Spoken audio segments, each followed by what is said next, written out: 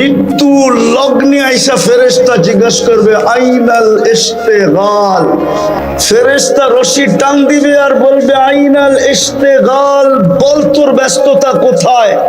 তুই না নিজেকে বড় ব্যস্ত বলতি, ব্যস্ততা কোথায় তোর? আইনাল ইশতিগাল।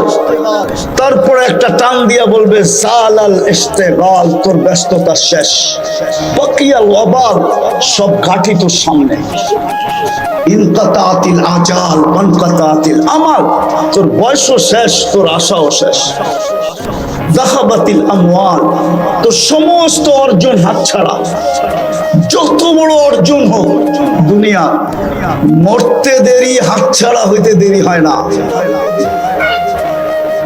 হ্যাঁ, সত্য এটাই। শুধু ওই ব্যক্তিদের ছাড়া যারা প্রস্তুতি নিয়ে গেছে, ওদের কিছু হাতছাড়া হয় না। ওয়াজাত্তানি ওয়াজাত্তা কুল্লা শাই, এই কথাই সত্য। ওরা আল্লাহ পাইছে তো সব পেয়ে গেছে, কিচ্ছু হাতছাড়া হয় না। কি কিছু হাতছাড়া হয়েছে? কিচ্ছু হাতছাড়া হয় না। তৃতীয় ফেরেশতা বলবে যাহাবাতিল আমওয়াল, অর্জন শেষ। বাকিয়াতিল আমাল, আমল কর্ম তোমার সাথে আছে। সবাই সঙ্গ ছেড়ে দিবে, কর্ম সঙ্গ ছাড়বে না। ভাইও ছাড়বে, বোনও ছাড়বে, প্রিয় স্ত্রীও ছাড়বে, সন্তানও ছাড়বে। সবাই সঙ্গ ছেড়ে দিবে।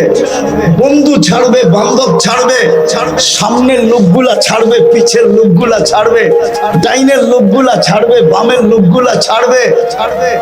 সবাই সঙ্গ ছেড়ে দিবে, শুধু কর্ম সঙ্গে থাকবে। কর্ম খোলার সময় নাই। ভালো হলে বড় ভালো, খারাপ হলে অবর্ণনীয় খারাপ। চতুর্থ একটা ঘোষণা আসবে দুনিয়ার মানুষের জন্য। ওই বাড়ির মানুষের জন্য এক ফেরেশতা ঘোষণা দিবে, তুবা লিমান কানা মাতআমুহু মিনাল হালাল। সুসংবাদ ওই ব্যক্তির জন্য যে দুনিয়াতে হালাল ভক্ষণ করছে।